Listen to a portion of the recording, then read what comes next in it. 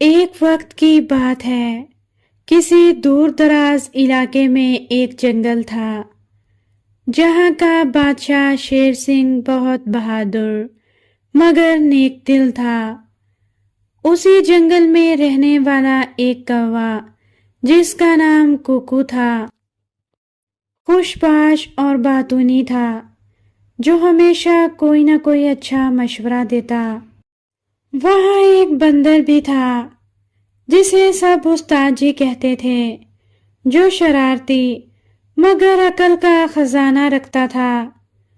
دونوں شیر سنگھ کے قریبی ساتھی تھے، جو جنگل میں پیش آنے والے خطرے سے نمٹنے کے لیے شیر بادشاہ کی بھرپور مدد کرتے۔ رات کو جنگل کے پہرے کی ذمہ داری کوکو کوا اور بندر استاد جی کی تھی، جو خطرے کی صورت میں تمام جانوروں کو آگاہ کرتے۔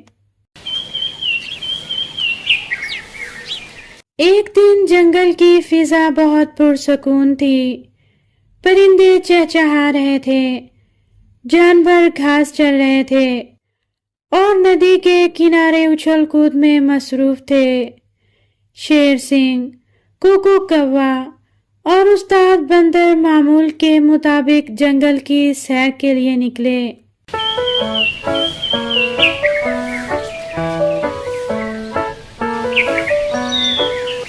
اچانک ایک زوردار آواز سنائی دی۔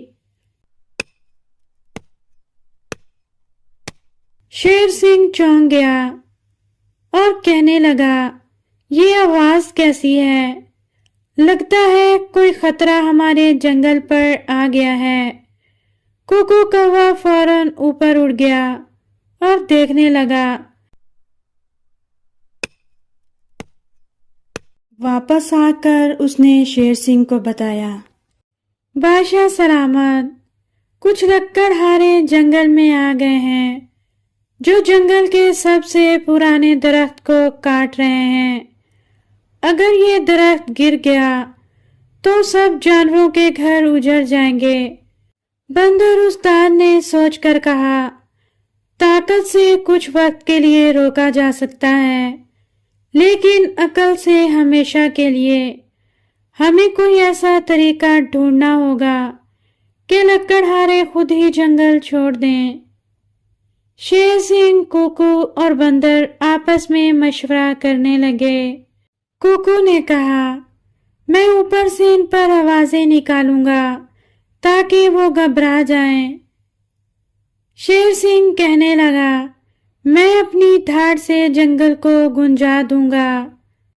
اور استاد بندر نے کہا، میں ان کے سامان کے پاس آہستہ آہستہ جاؤں گا اور اسے پانی میں پھینک دوں گا تاکہ وہ کچھ نہ کر سکیں۔